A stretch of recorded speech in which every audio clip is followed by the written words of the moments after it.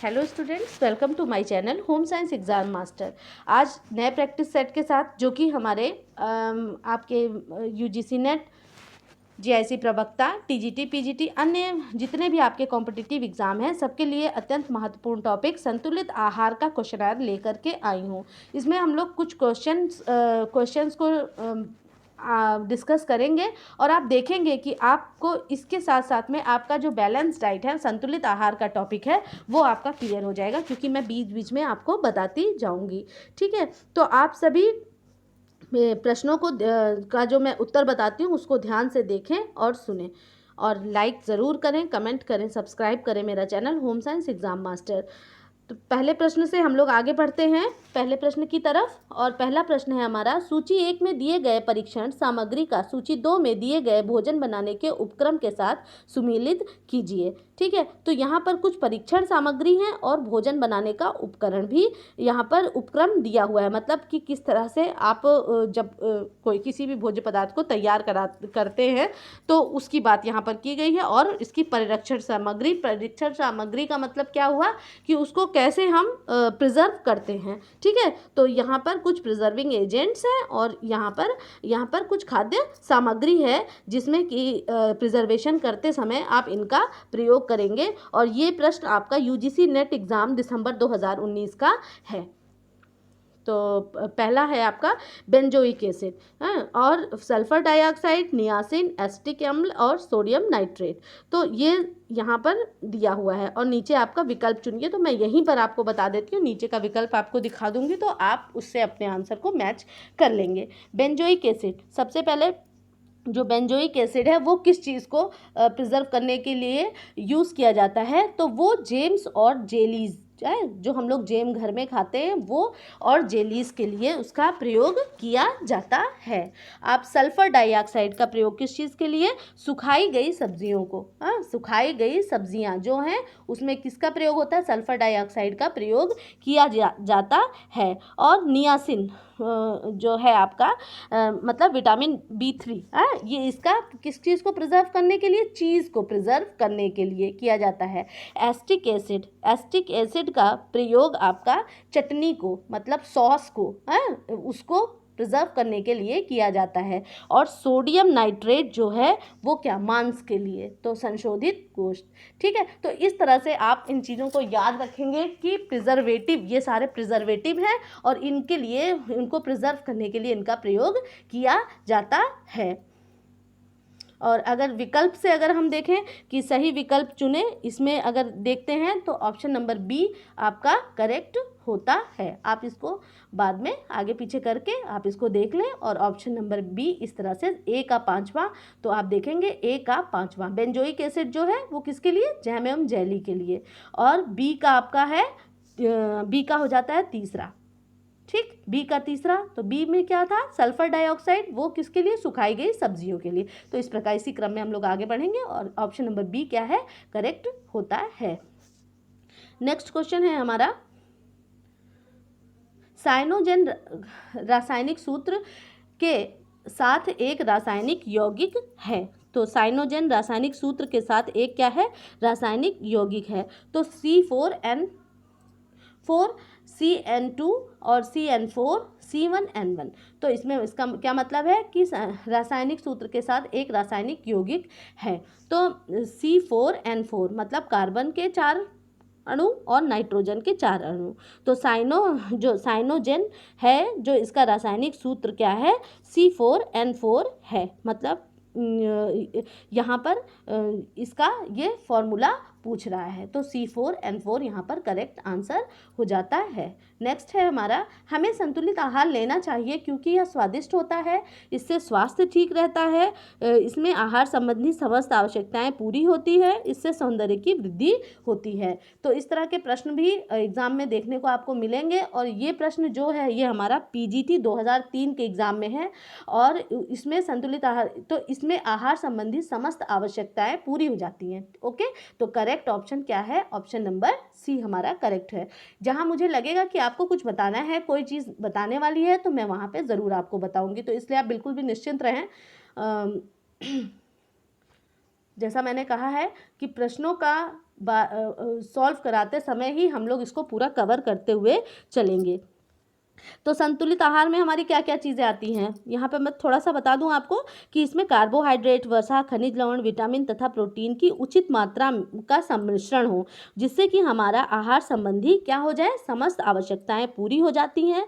और ये आप जानते हैं कि वो संतुलित आहार वही आहार है जो कि हमारे शरीर की आवश्यकता के अनुसार हमें प्राप्त हो, पोषक तत्व जो है जैसी हमें आवश्यकता है उसी के अनुसार प्राप्त हो। नेक्स्ट क्वेश्चन है, एक ऐसा आहार जिसमें भोजन की सभी आवश्यक घटक सही अनुपात में शामिल होते हैं उसे क्या कहते हैं। देखिए प्रश्न आ गया ना, वसा युक्त आहार, संतुलित आहार, गरिष्ठ आहार, प्रोटीन युक्त आहार। तो अब देखेंगे ऑप्शन नंबर बी यहाँ पर दिया हुआ है, तो ऑप्शन नंबर बी क्या है, संतुलित आहार इसका परिभाषा है, क्योंकि सभी आवश्यक घटक सही अनुपात में शामिल हो।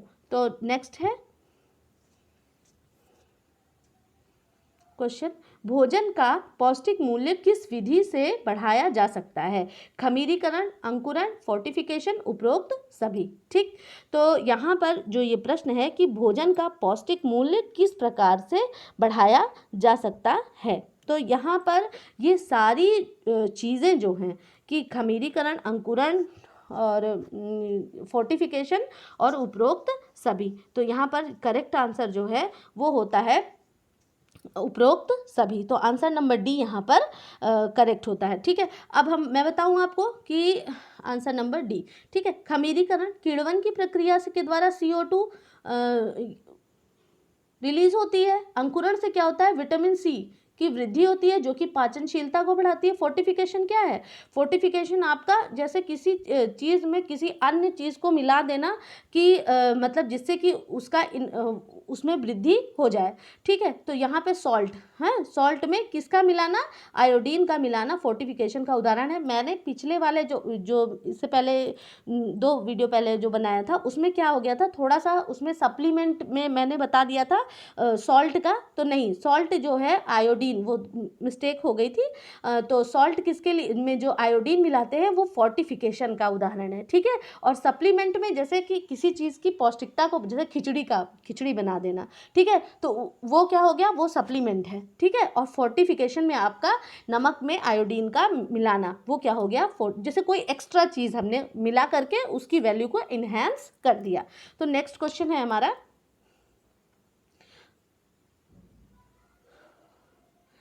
ये देखिए सूची 1 में दिए गए खाद्य पदार्थों को सूची 2 में दिए गए रंग द्रव्यों के साथ सुमेलित करें। ठीक है, तो आपको देखना है कि वर्णक मतलब क्या क्या चीज़ें किस किस किस चीज़ को रंग देती हैं। ठीक, तो मैं इसी प्रकार जैसे पहले मैं आपको बताया था कि इस तरह से करूँगी कि यहीं पर आपका मैच हो जाए और हम लोग को नीचे जाने की ज़रूरत ना पड़े, ऑप्शन में बता दूंगी कि कौन सा सही है। ठीक है, तो जैसे मांस है, तो मांस में क्या पाया जाता है, रंग द्रव्य कौन सा है मांस में, मांस में है मायोग्लोबिन। ठीक, मांस में मायोग्लोबिन। ठीक, टमाटर में क्या है आपका, टमाटर किसके कारण लाल रंग, टमाटर में क्या मिलता है भाई, लाइकोपीन मिलता है। बैंगन में आपका क्या है, बैंगन में है एंथ्रोसाइनिन, है उसका बैंगनी रंग किसके नहीं, एंथोजैंथीन नहीं, एंथोसाइनिन, देखा नहीं मैंने, इसमें दिया है बैंगन में क्या, एंथ्रोसाइनिन। शलजम में है एंथोजैंथीन, शलजम वाइट कलर का होता है। मक्के में क्या मिलता है, जैथोफिल, जैथोफिल। तो इस तरह से क्या हुआ, ये मैंने आपको यहाँ पे मैच करवा दिया। मांस में क्या, मायोग्लोबिन, फिर उसके बाद टमाटर में लाइकोपिन, बैगन में एंथ्रोसाइनिन, शलजम में एंथोजैंथीन और मक्का में जैथोफिल। ठीक है, तो ये प्रश्न आपका ये हो गया। और इसको जब हम कूट की तरफ बढ़ेंगे तो हम लोग देखेंगे कि कूट में जो इसमें ये है, इसको मैंने मिलाया यहाँ पर, तो आप सबसे पहले देखेंगे क्या है, मांस है ना, तो मांस में क्या, मायोग्लोबिन, तो ए का हमारा क्या होता है, चौथा। ठीक, ए में चौथा। तो यहाँ पर आपका ऑप्शन नंबर सी करेक्ट होता है। ये सी आपका करेक्ट होता है। आप जब ऊपर से मिलाएंगे तो आप देखेंगे कि जो मैंने आपको बताया है वही यहाँ पर पूरा पूरा मिलान हो रहा है। नेक्स्ट क्वेश्चन है हमारा, सूची एक में दी गई वसा को सूची 2 में दिए गए वसीय अम्ल से मिलान कीजिए। मतलब कौन सी वसा में कौन सा वसीय अम्ल मतलब फैटी एसिड कौन सा पाया जाता है। ठीक है, तो आपका जो है इसमें घी, ठीक है, घी में क्या पाया जाएगा, घी में पाया जाएगा SFA,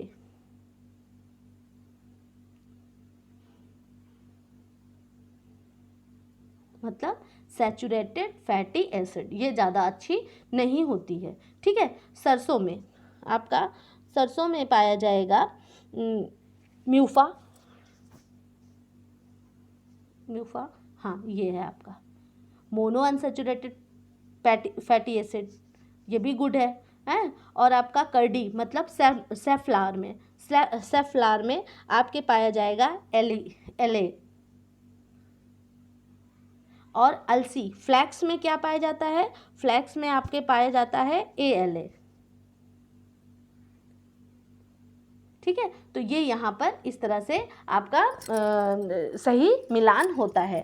तो हम लोग देखेंगे अब कि ये हमारा घी में क्या, घी हमारा SFA चौथा, A का हमारा हो गया चौथा घी में। ठीक है, फिर उसके बाद सरसों में म्यूफा तो 3 में चला गया, B का 3, तो B का 3, A का 4। तो हम यहाँ पर अगर इस तरह से भी अगर आप देखते हैं, अगर आप कोई एक भी पकड़ लेते हैं तो आपका आंसर क्या होता है, सही हो जाता है। तो यहाँ पर आंसर नंबर A है जो वो यहाँ पर करेक्ट आंसर है। हम देखेंगे 1 2 भी अगर हमें आ रहा है तो भी हमारे क्वेश्चन के सही होने की संभावना हो जाती है। नेक्स्ट क्वेश्चन की तरफ बढ़ते हैं। नेक्स्ट क्वेश्चन है, निर्जलित आलूओं, पालक, फूल गोभी और रागी में आर्द्रता की मात्रा होनी चाहिए। ठीक है, तो किसमें आर्द्रता की मात्रा क्या होनी चाहिए, तो इसमें 18 से 2 से 8%, 10 से 16%, 18 से 24%। तो इसमें क्या होना चाहिए, 18 से 24% होनी चाहिए। ठीक है, तो इसमें फूल गोभी, रागी और आलू, पालक, इन सब में क्या आर्द्रता की मात्रा 18 से 24% होनी चाहिए।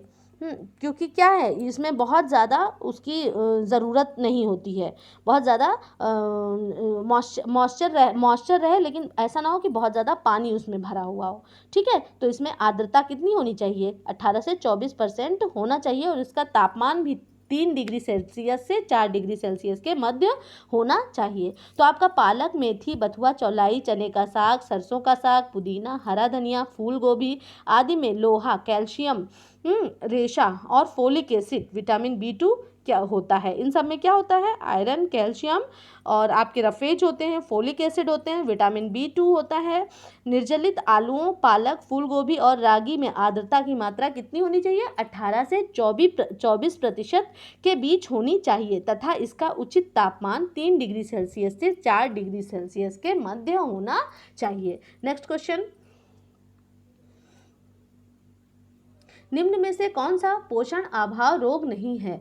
ठीक है, पोषण अभाव रोग नहीं मतलब कि पोषण के अभाव से जो रोग नहीं होता है, तो उसमें दिया है आपका जीरोप्थाल्मिया और डिसलिपिडमिया, ऑस्टियोमेलेशिया, किरेटोमलेशिया, एनोरेक्सिया नर्वोसा। हाँ, तो यहाँ पर जो करेक्ट आंसर है वो आपका देखेंगे A और C, A और B, B और E, D और E, ये यहाँ पे कोड दिए हुए हैं और आप इसमें देखेंगे तो यहाँ पर जो ऑप्शन नंबर C है आपका B और E, ये आपका क्या हो जाता है, ये आपका पोषण के अभाव से होने वाला रोग नहीं है। डिसलिपिडमिया और एनोरेक्सिया नर्वोसा आदि क्या है, ये सब पोषण से अभाव से होने वाला रोग नहीं है। और एनोरेक्सिया नर्वोसा मतलब कि ये भोजन संबंधी विकार है। हाँ, तो मतलब कि ज़्यादा खाना खाया, कम खाना खाया। और डिसलिपिडमिया भी उसी प्रकार का विकार है जिसमें कि पोषण के अभाव की कोई बात नहीं, यह एक मनोवैज्ञानिक बीमारी है। नेक्स्ट क्वेश्चन है, सूची 1 में दिए गए खाद्य पदार्थों को सूची 2 में दिए गए घटकों के साथ मिलान कीजिए। इसमें है alpha lipoic acid, flavonoids, lycopene. एक मिनट, ये दूसरा क्वेश्चन आ गया है।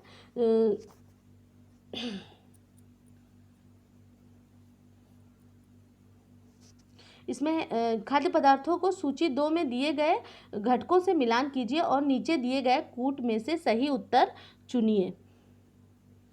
इसमें खाद्य पदार्थ हैं और घटक हैं, ठीक है। इसमें वाइन है, आलू बुखारे का रस है, ग्रीन टी है, मायोनीज है और सलामी है, ठीक।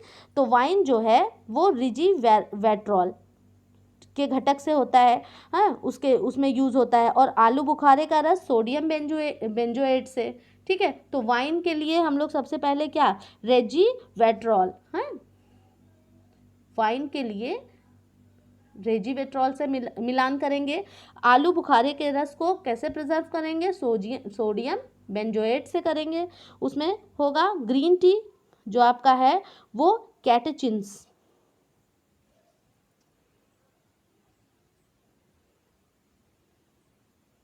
मायोनीज आपका लेसिथिन,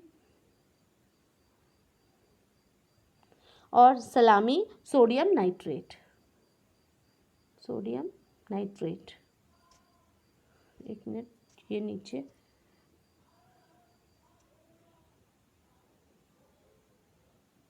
दिया हुआ है,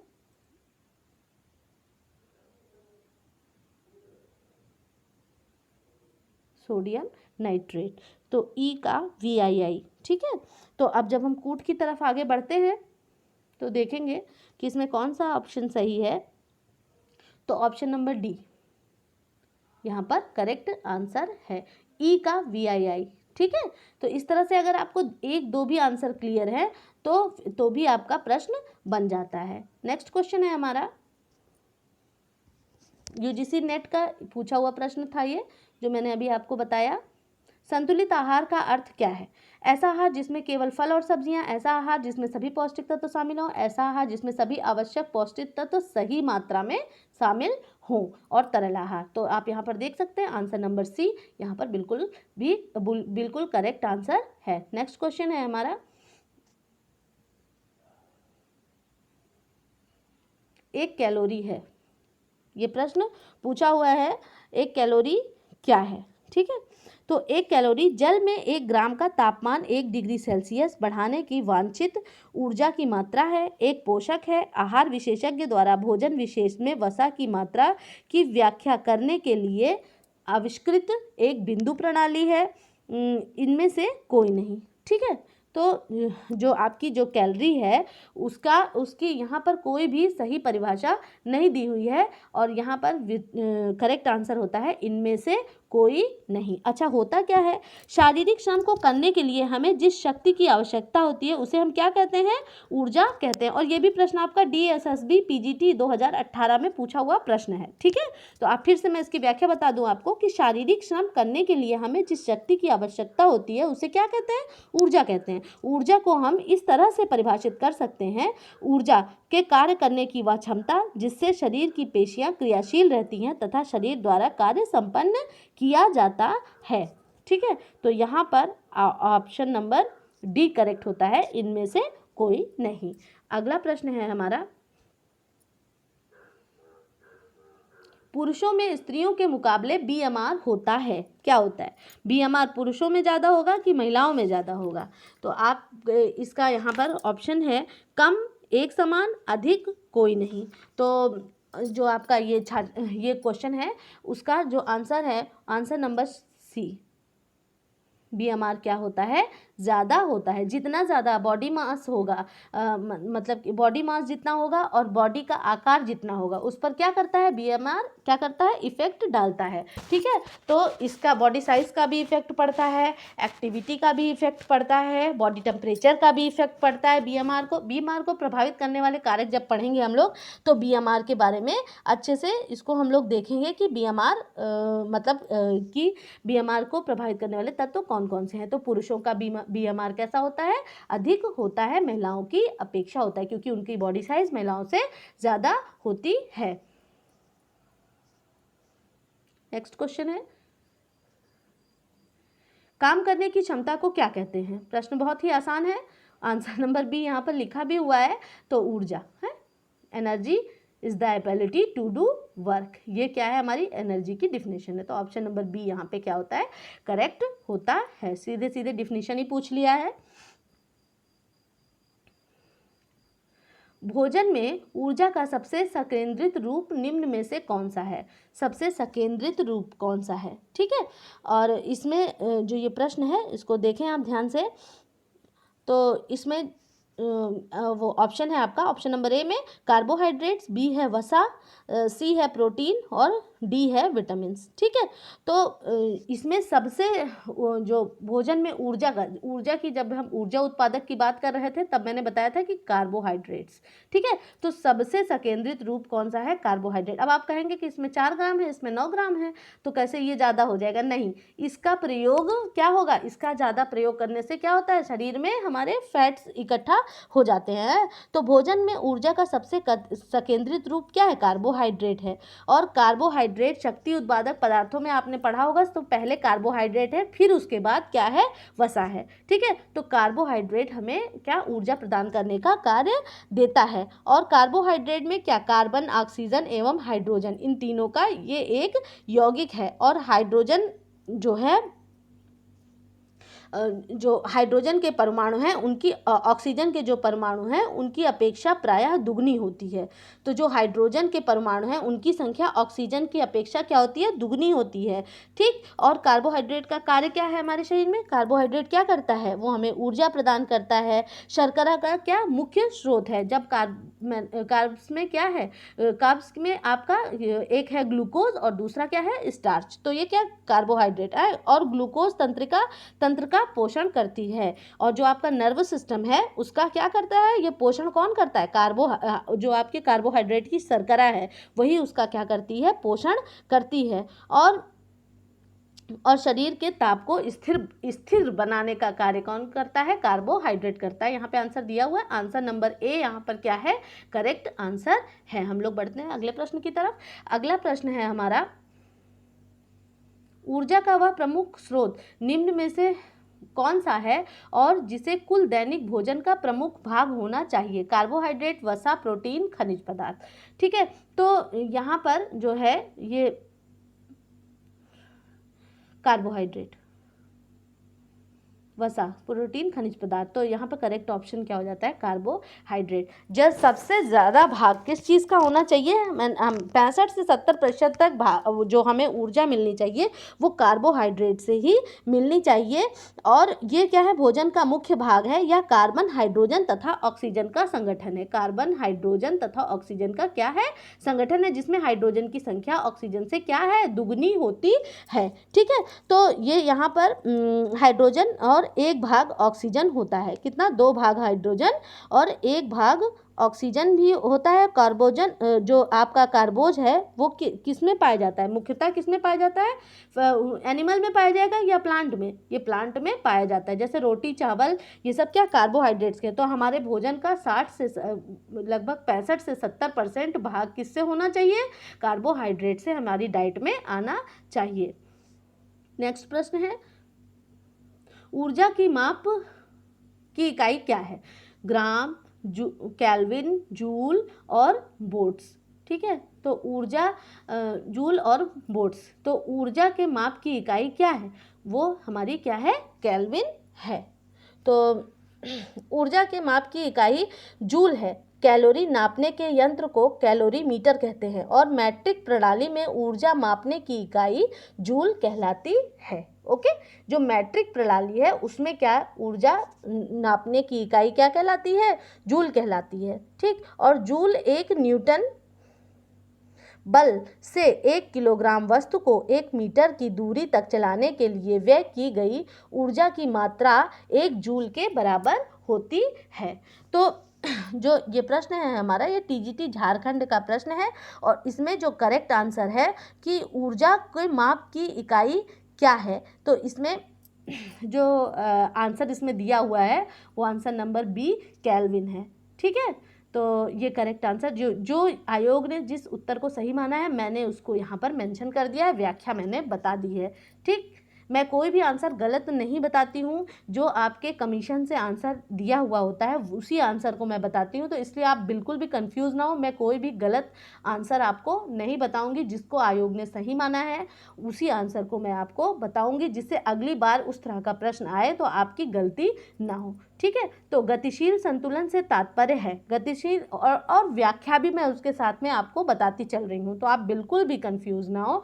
और मैं जो आपको बताऊंगी बिल्कुल ऑथेंटिक और सही सोर्स से बताऊंगी। ठीक है, तो गतिशील संतुलन से तात्पर्य है क्या है? प्रोटीन ऊर्जा अनुपात का, कैल्शियम फास्फोरस अनुपात का, खनिज लवण संतुलन का, उपयुक्त में से कोई नहीं। ठीक है, तो गतिशील संतुलन क्या है? गतिशील संतुलन जो है ये प्रोटीन ऊर्जा का अनुपात है।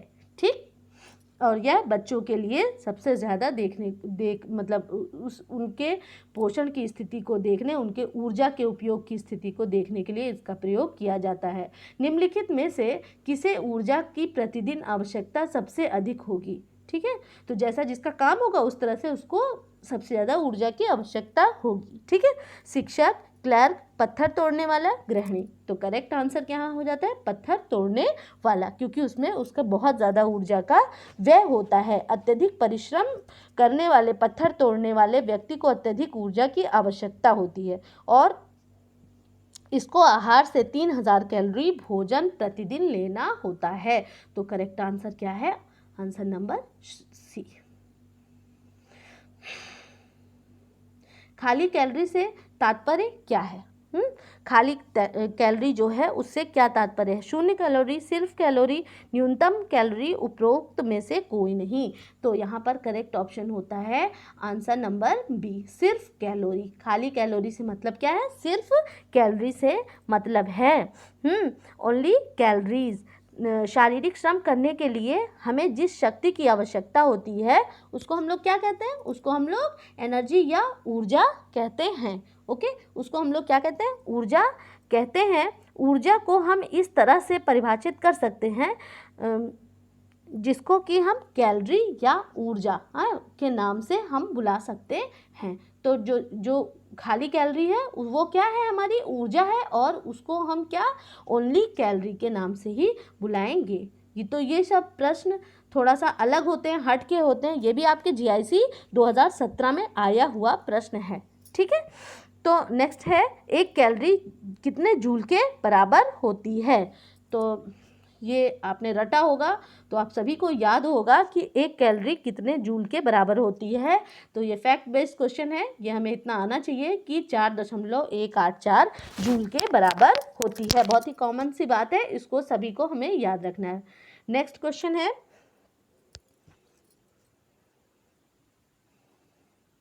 अभिकथन। एक मिनट, इस क्वेश्चन को हम नहीं करते हैं, बहुत ज़्यादा हो जाएगा, टाइम भी बहुत ज़्यादा हो रहा है। तो असर्शन रीजन को डिस्कस करने में एक क्वेश्चन में 2 से 3 मिनट लग ही जाते हैं। तो यहाँ पर हमारा लेक्चर ख़त्म होता है, और आज मैंने आपको थोड़ा बैलेंस डाइट और कुछ ऊर्जा उपापचय के बारे में, मतलब एनर्जी मेटाबॉलिज्म के बारे में, आज उससे संबंधित क्वेश्चन मैंने आपको बताए हैं। तो आप ज़रूर बताएं मुझे कि आपको प्रश्न कैसा लगा, कि प्रश्नों की व्याख्या आपको समझ में आ रही है या नहीं आ रही है। UGC नेट के बहुत सारे क्वेश्चन इसमें हैं, तो जो बच्चे नेट की प्रिपरेशन कर रहे हैं, GIC प्रवक्ता की प्रिपरेशन कर रहे हैं, और सभी कॉम्पिटिटिव एग्ज़ाम जो कि होम साइंस से संबंधित हैं, और उन सारे प्रश्नों के उत्तर आपको बहुत ही संतोषजनक रूप में मेरे द्वारा व्याख्या से प्राप्त होंगे। तो आप प्लीज़ प्लीज़ प्लीज़ मेरा चैनल सब्सक्राइब करें, कमेंट करें, लाइक करें, शेयर करें। हाँ, पेपर फर्स्ट के लिए चाहे आपका सुपर टेट हो, GIC प्रवक्ता हो, चाहे असिस्टेंट प्रोफेसर हो, उसकी भी तैयारी भी मैं करा रही हूँ, और उसके भी प्रैक्टिस सेट आपको जल्दी ही देखने को मिलेंगे। तो आप लोग अपनी पढ़ाई बनाए रखिए। Keep learning, keep growing. Okay, bye.